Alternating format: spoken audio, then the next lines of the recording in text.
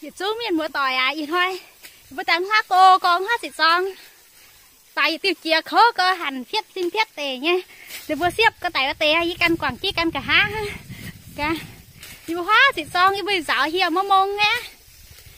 Một cái mùi rú mưa tỏi căn chứ bữa mặn miên mặn một tề bật chế hiểu mơ mông nha. Hiểu mơ mông lùm á. Cái sản thân đi sẽ hổ ạ, đi đốt ra xám có nó thấy được bữa có nha.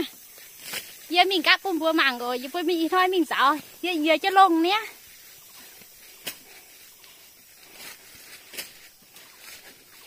Đang thở phá như này cắt bún bùa mặn rồi, số miền mưa tỏi à. Cắn với tay, cắn kia mình mặn ở. Nếu tại mình xếp có quảng kia cả ha, để thở đĩa độ rồi, phá tròn tay kia đây. Sao giờ xin hẳn như cái chuyện được vấn xả, chứ cần cả ha. Để vừa thả đi rồi hả mà thả y ta phải chơi này cái xe hén co thả chơi nhát te nhưng mà tài tư nhưng mà cháu bún nhưng mà phải cháu bún có đục xiềm với thả nhát te thả chơi phải chơi y tao tài xuống miền mưa tỏi à mà chứ nó có băm như nè sứt đây có băm thật xị đây.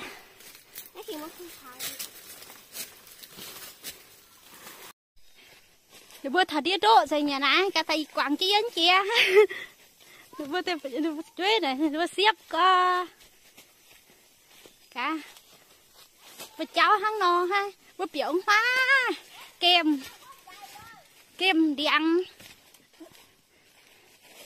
ha kem điện thô co tẩy ha ơi nha đúng nè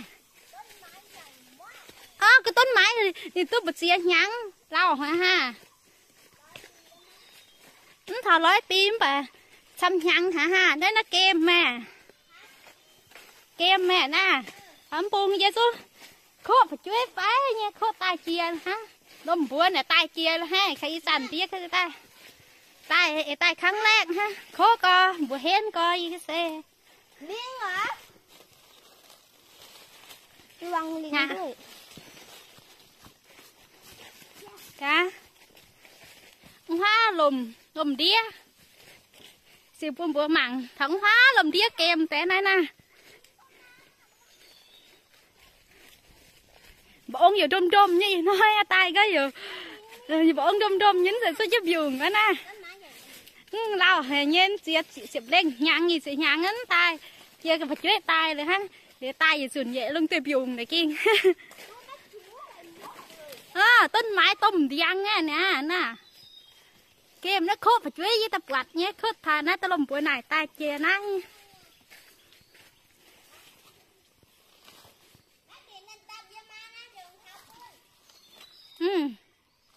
แล้วchẳng mình chút trô như cả trô nước cái nát trô á đó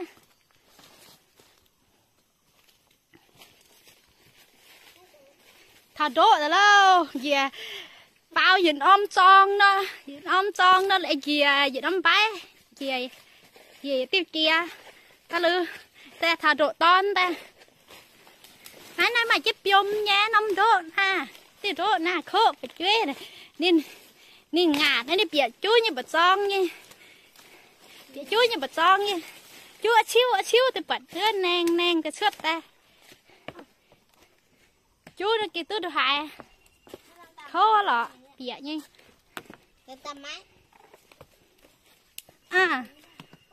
ồ vơi điện chứ ui bữa tì xếp coi thao hà đo gì nhá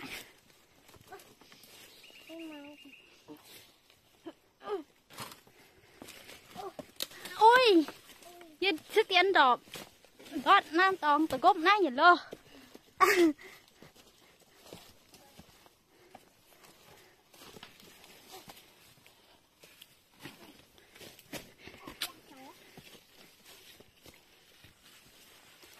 phá tí chia rồi ra thầy tài thảo nè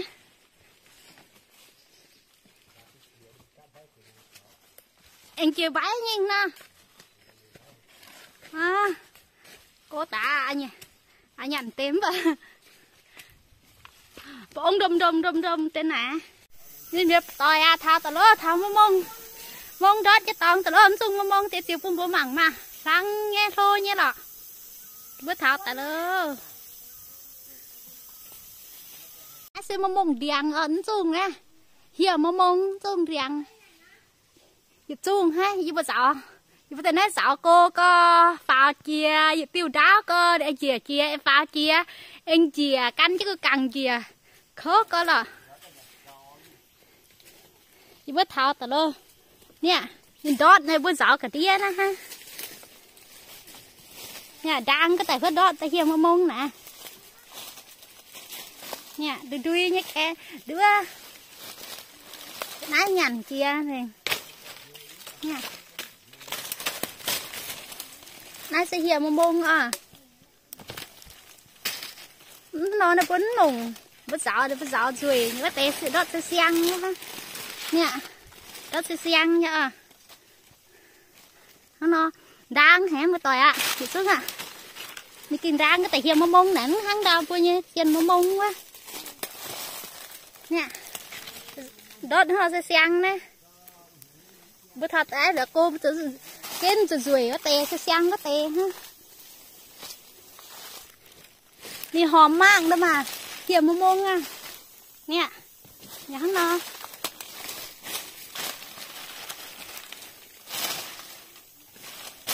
đang cái tay hiểm mông nè tay đót xiang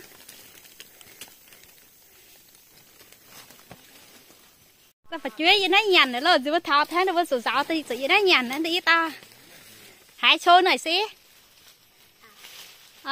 cứ nha cam nha chưa từ tiên nha ôi chết giờ tay quá sợ đây phải chuối thân ái ta vẫn cái tay tôi đuổi cô cái tay kháng lẹn hết nè he ngạn có cháu bên phe xình nè thút he quẳng cái này nè lúc mình mua tỏi sao không mong đâu đã thiệp không mong ở trên cả nó cười nó rất xiang bữa mùng ngày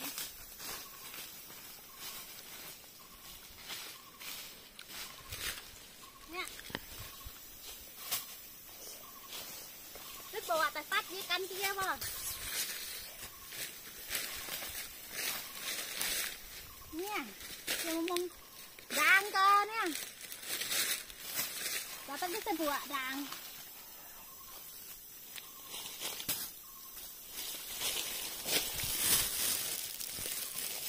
màn tiêu nha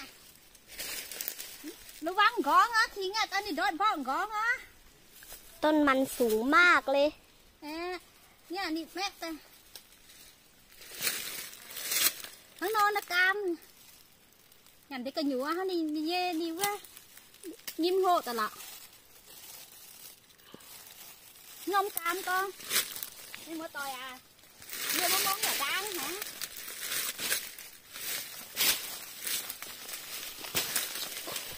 mới dính đi sợ đi tập ăn nha cái nó tạo việc cả các cái sự việc đi của các kia luôn nhiều cái lông này nó vào kia nó tốt nha dính đi thì cái đó đi mình chẳng dính đi ta nha nha nha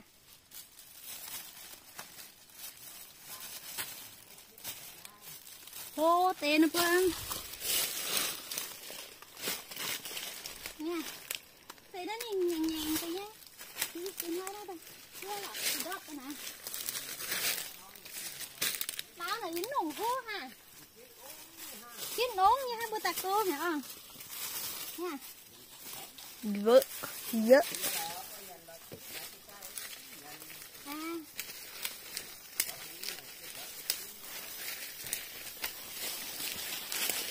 nha chẳng đót hay phút bỏ xuống có cái gì cũng nói sẽ là bên kia ô non rồi không nó lùm nha tổng cái rồi nó Ô hú, lúm.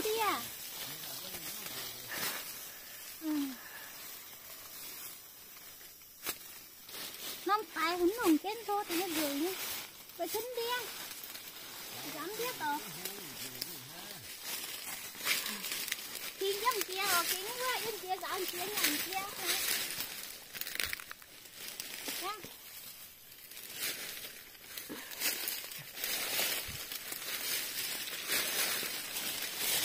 Ô, đi tổng cà phá bố. Ô, nó tổng đường đi nha. Nha. Cái này ra đường đi với nó tổng nha. Nóฝั่งนี้ไปสิ Nghe mấy chia này nè nha.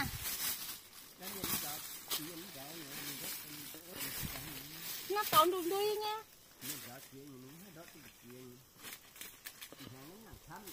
Đi nhắn xám rồi.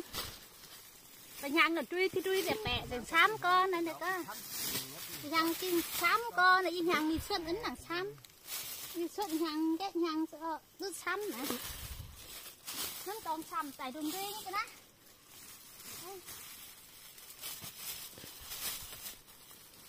Ngâm rưỡi vô. Ồ.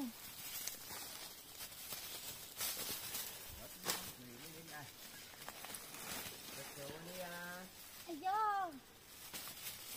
Tại cô sẽ cái dạo tế bỏ. Tập được cái kinh non đi. Cái tăng. Cái kinh cái đó nhằm tăng cái vườn đi sẽ ta khốn mà. Mày cứ. Nha. Nhìn tôi nha.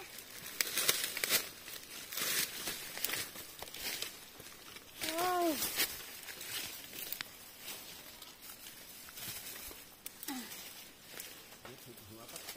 Thụt hùa nó tẹt á, diễn đi cho nó bóp tao nè. Sắp tao nè. Dạ hơ.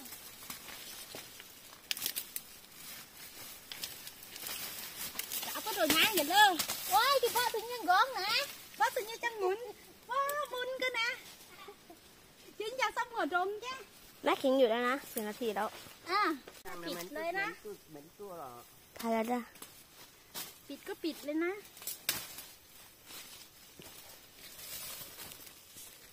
Ô, ra điều nó mày kia ra.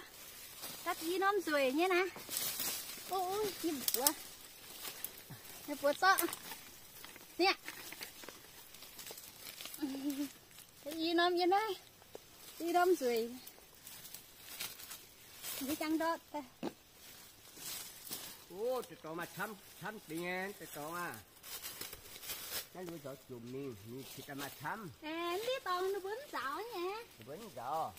Thì ta mà xám mà anh biết tao à. Có nuôi giỏ chuyện nghe nằm mai à ồ. Ồ, đi cậu mai. Mày xám luôn.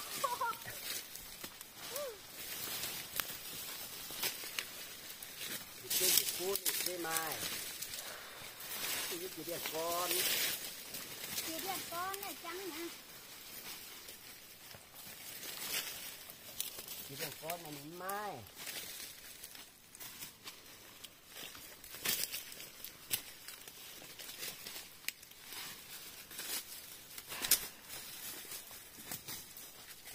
Nha.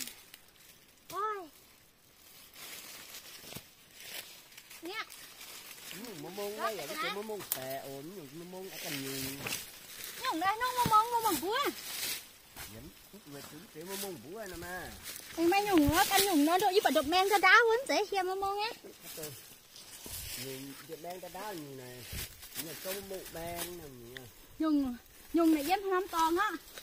Ô, nhung nào hết tròn quá mông ben như văng cái có văng nha. Nhung này hết dám cả năm con. Đi gặp buông. Nhung nó mong búa. Nhung nó phải mông, nhung nó phải cũng hết. Dưới anh nhung nó tự mông búa vậy, anh cần nhung. Kiến rồi ấy nhung ha. Anh cần nhung.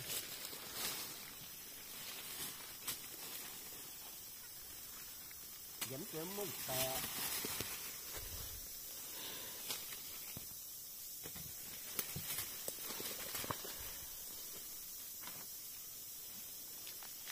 สุดยอดตะหู้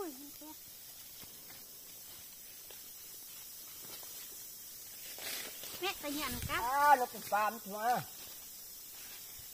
cam con chị hát con nó nha khu nhờ cái khu hậu nè nha dân nghe đang có thể hai chiên mông mông nè nha không biết nữa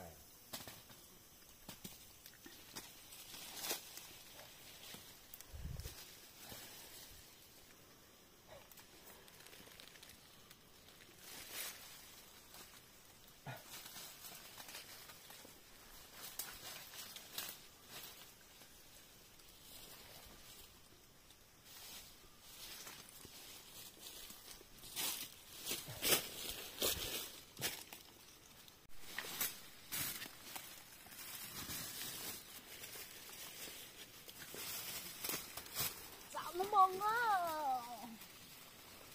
yên tao bùa tay với tao tự bùa nên nhá nè của nó yên chúng ta chia tay chúng ta sẽ bùa hình tay hay bùa tay chúng tao gì bùa gì à tao bùa tay đi cho mai tắt cái tay hình cái vào nữa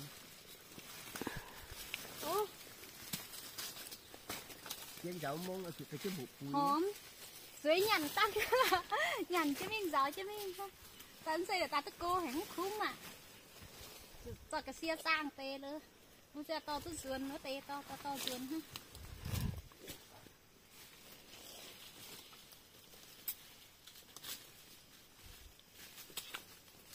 nó đang có mà đang không thấy đang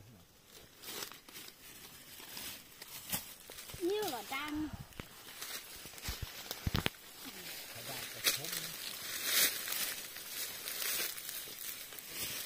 muốn khúc là phải đang có khúc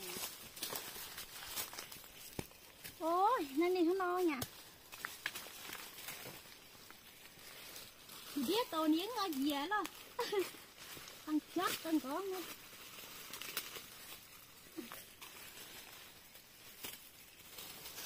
cháu nó tè chứ là to ruột thì to nó xanh nha phải chia nữa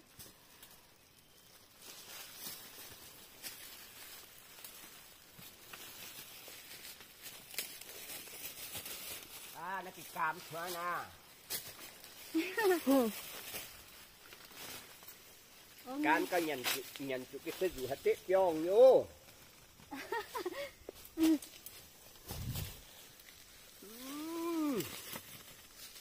cam thôi nè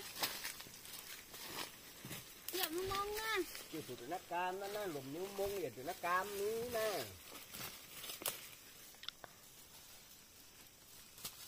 hàng nến là thâm hàng phải phải hàng nói chứ cần phải chọn có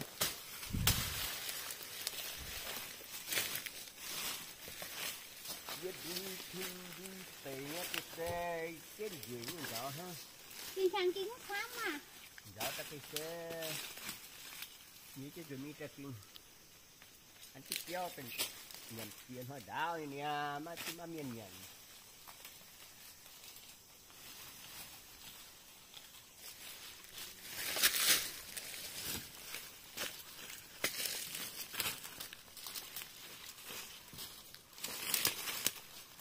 นี่ไม่ถึง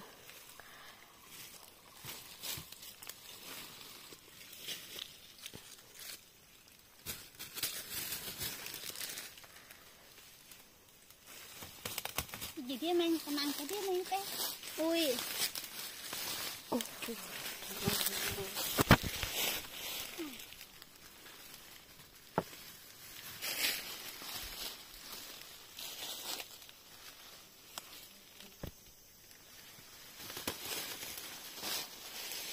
mình đang nằm đắp chứ không nó tay hắn rồi gần here thôi nè trang nè tao nè phai tao này nó là phai tích nha bò nó có dự ta phai tiêu tao sườn tối nhằn nhá ui chọp á mày dâm cái này ở gì chứ thế này ที่ไหนก็ไปที่ไหนพี่น้องกันทีนี่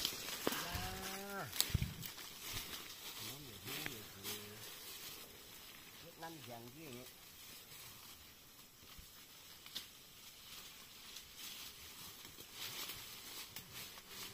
ôi cô nha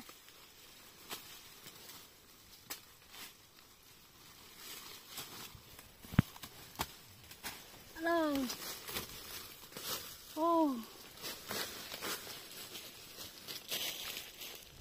nha thì nó số riêng nôm thoáng cho cái túng quạt đi thắt gì để nôm quên riêng nôm đĩa nha phải chia tàu á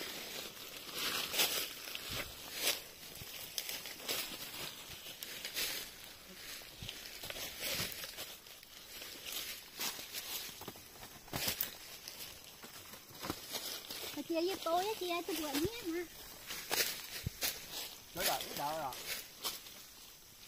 dạo rồi nát tết nó nát dạo nó sắm tự nhiên tập buổi bên này tập thắm tự té nó đi nhằn tăng nhìn rõ nhìn tăng quá chúng to tao mình chỉ mất tao nhìn hả rồi ôi nha chia mông mông đó tao đeo nôm cốm chứ đeo nôm cốm chứ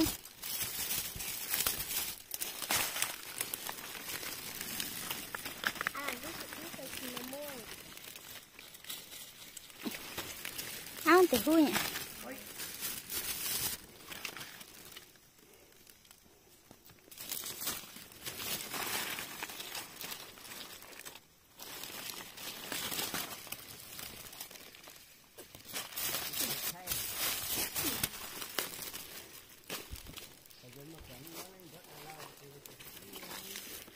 chẳng rót xiang tên là đi xuôi à kết rủ à nhẹ nôm rùi cơ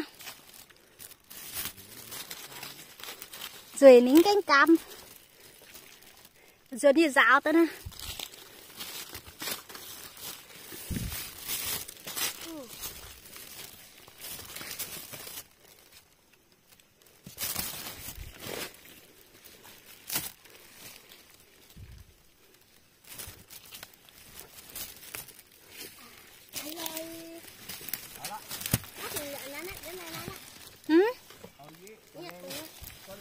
à cái kẹp gì hoa cứ nhựa xưng rồi nha nhàn tại nhàn bé cáo gì dàn sườn như bữa giờ nó tụt tọt khô á chứ à thì thằng đi con tay này mẹ tay nhàn đây tao cái xe ta sang lư ruồn nè mẹ bị gió chân phát ta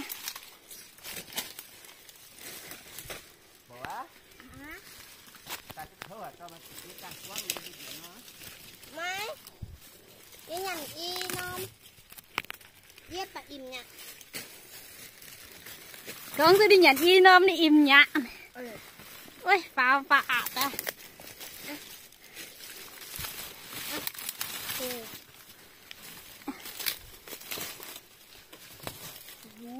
dựa mắc rồi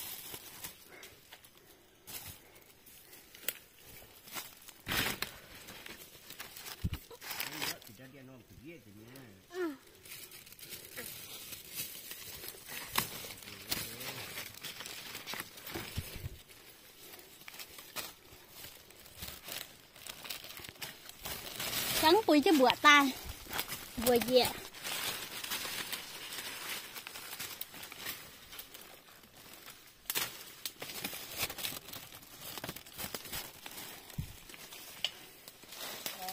เราcánh tay bật cái thợ cái lỗ quật như nè nếu thích chơi vậy kia thích chơi vậy kia đó răng hả cái thân chia bèn chia bốn này là cứ có như này à bán cái gì đâu mà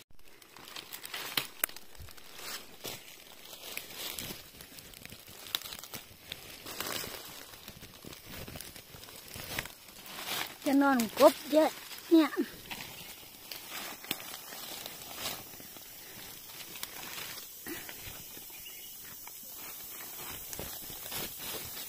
Thật thì điên không? Nọt với cái mảng quạt.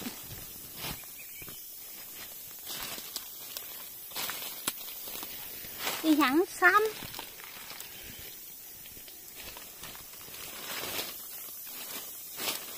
Thì khi mà mông là nhìn cái rang nha, thì tay đã cô tay nát dạo không? Trên mà mông và sàn nhá đó. Thì khi mà mông nhìn rang căn mà nôm ăn lì, nôm tiệc viết quất nha. Rõ hay cầm dĩa tại căn, mất tay nó kén, nó ngọt ngọt. Sai.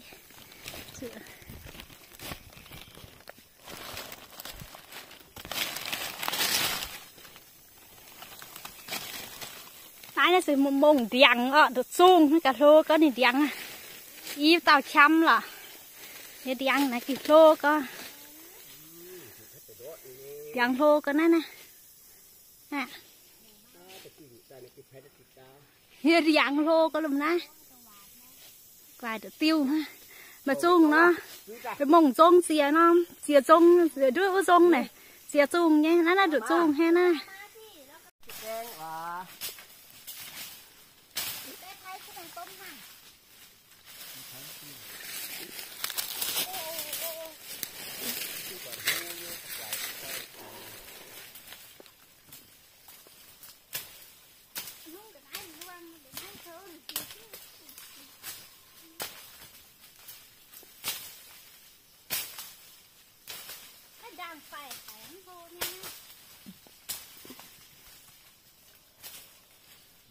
đang phải biết con thú con sắp phải nữa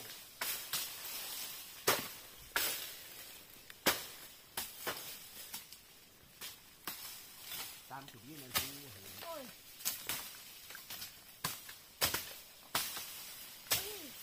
cái hạt ở ngoài ấy cái phát hiện xin rồi bớt thằng đó ôi bông giò đấy chứ sao áo diêm nhiệt sáng cơ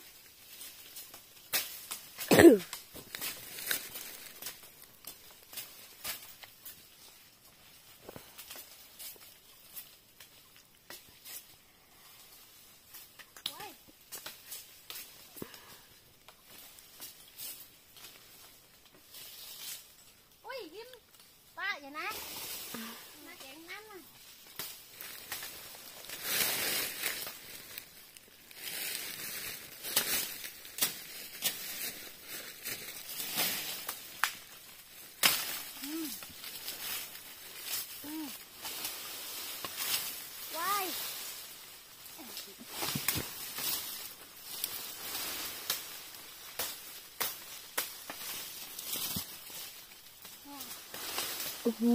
quay nám temเลย nắm tem lên đó cái nghe ngạn đi nhung nhục nha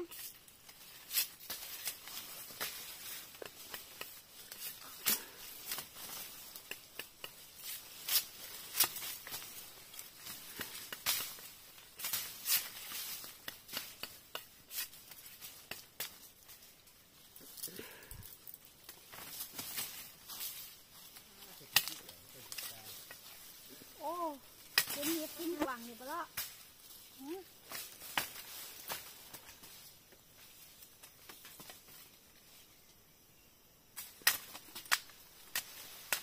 cứ tiêu tụi nó đánh chứ anh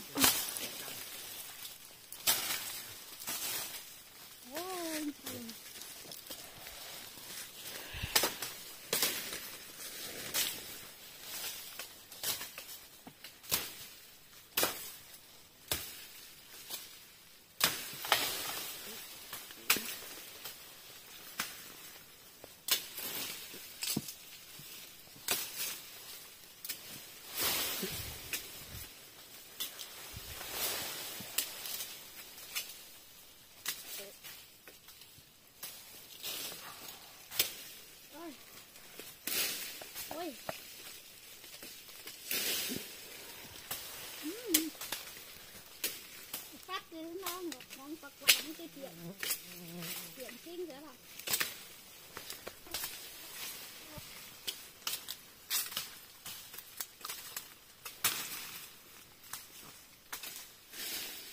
ôi này cái gì à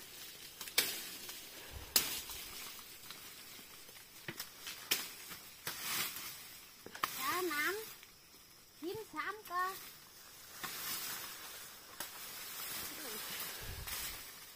chín cái tay bữa này tôi đi thiêu chín tay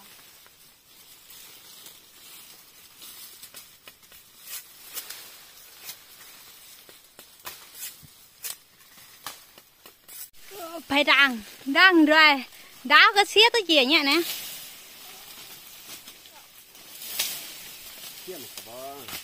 ồ chẳng nó không phiền phai nha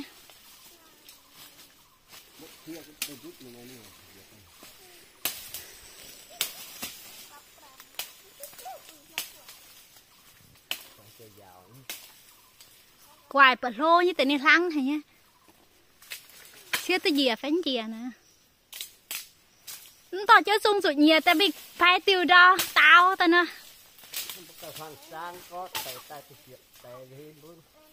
ông với thằng này tại vì ta tình ý xiên đã chéo xưa như là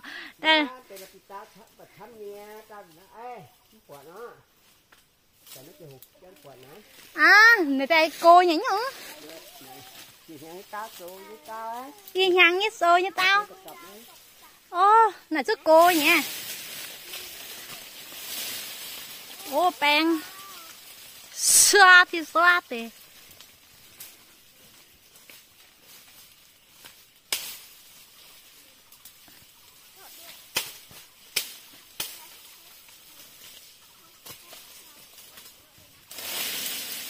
ồ quay thằng phít cái gì à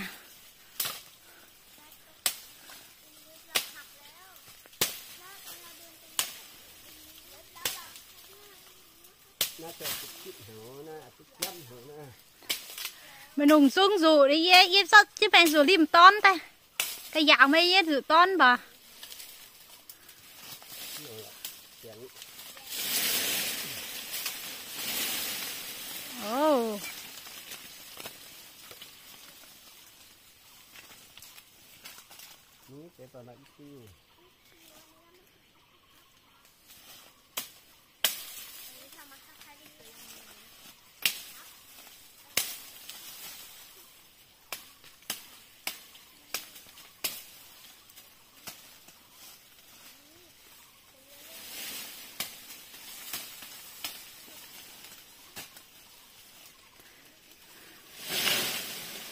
ồ ồ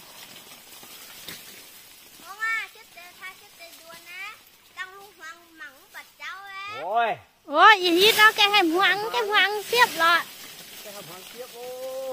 ôm này con ruồi nè đang hoang á nè hít dưới cái trang tôn bài ha hộp mông chung cái xiêm mà y sẵn à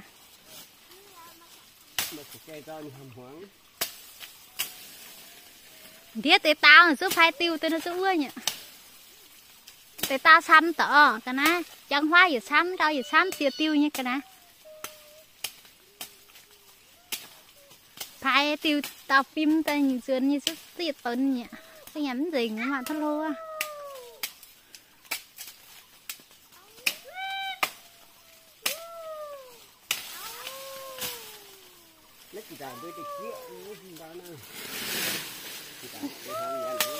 khô với tôm dầu với tụi ná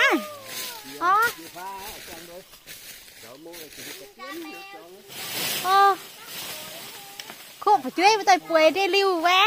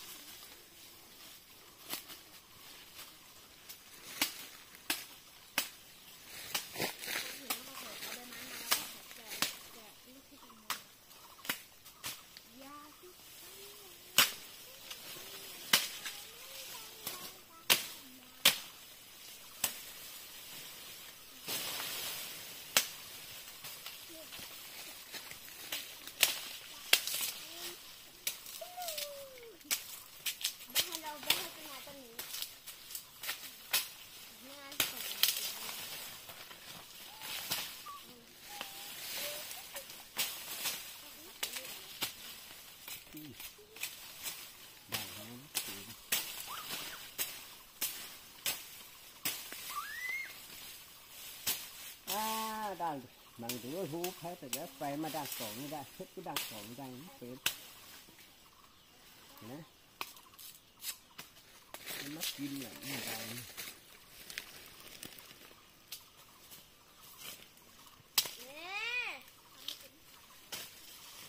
นี่นะคะ แล้วต้องcưới hả mai bò này tập vô thọ cái rồi cái ai cơ cái này chỉ ra phát cái thải vừa bằng nè gấp này nha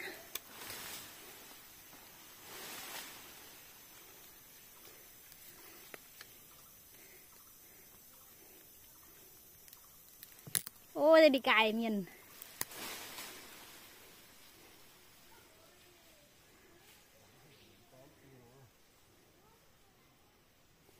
đi hàng cặp nó xuống cặp nữa ha cặp vô à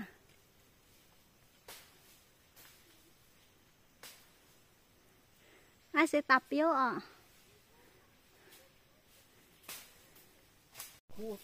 dùng là sông à à giờ tiêu sông thì phải tại vì ghen sự này được cái đường xuống à những cái sông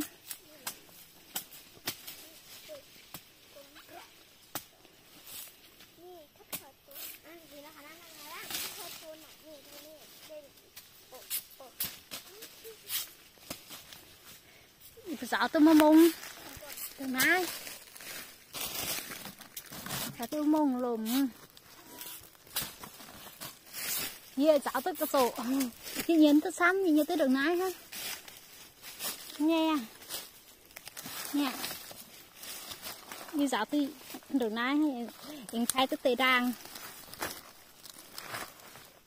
tài cũng ha thay tôi tề đàng tài cô phải phải tuần lay đó tuần lay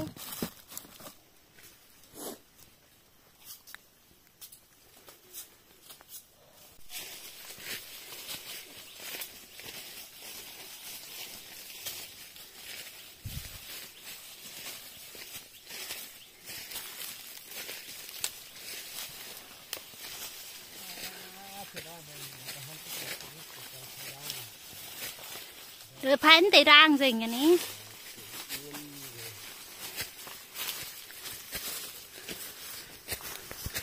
nè rồi phái gì nhé để còn phái miên gì cái đó nè khuất nám quảng trên này nè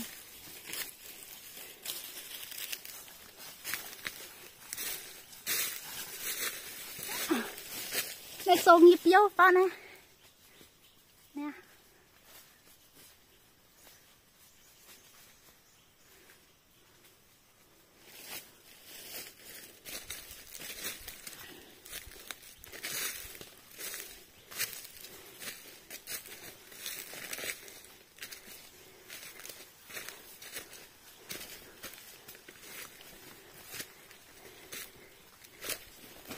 ôi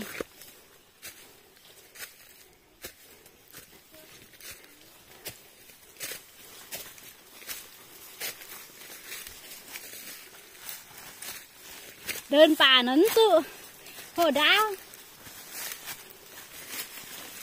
ช่วยนะ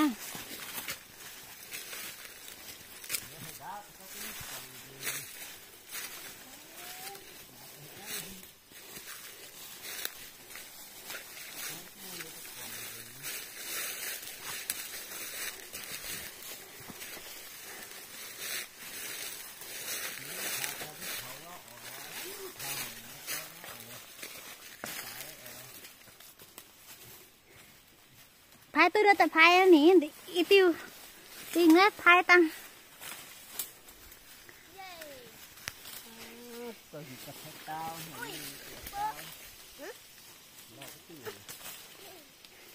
khiến mấy mặn có mấy hน่อไม้ phé hai bìa nha đi vào căn chuồng tao mai như là quay mặn hết đó kén thôi đó áo mà được ôm bộ bùi hắn còn mấy bắt xẻ khó hả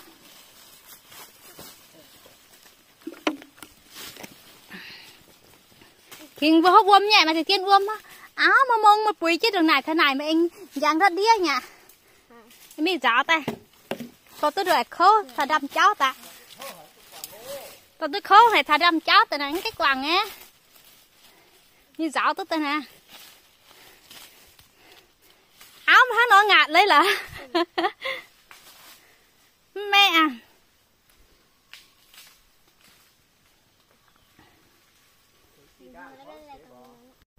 Rồi chào thêm đây là cỏ bom sầm tại sướt đây nè. Xị nha.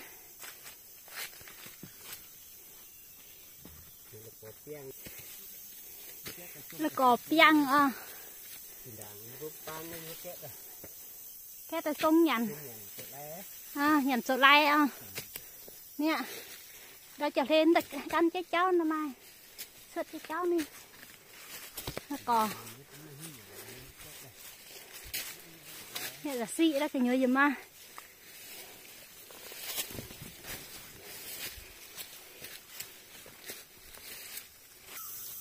Vẫn có cái toàn tập piêu nữa à. Này gói xuống cái gì. Mà thì không phải chuyên này. Quạt lại nó ăn hết cái tẻ. Đi đót gì. Để tiên. Áo là có ít tiền kìa.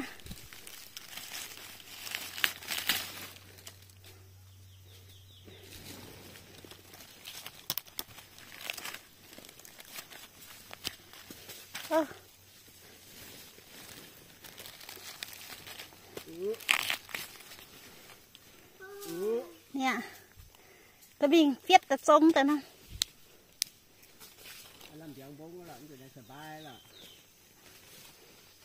Không phải chuyên bà nhằn kìa.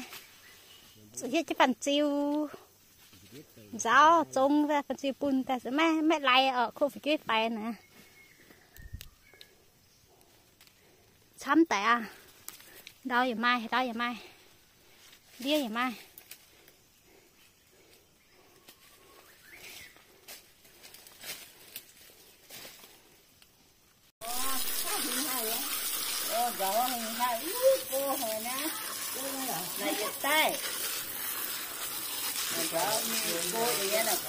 Người ta gió cái tên ní, nhàn xe các bạn. Nhàn xe các bạn, mông mông đang. Giờ mông mông đi đang nghe.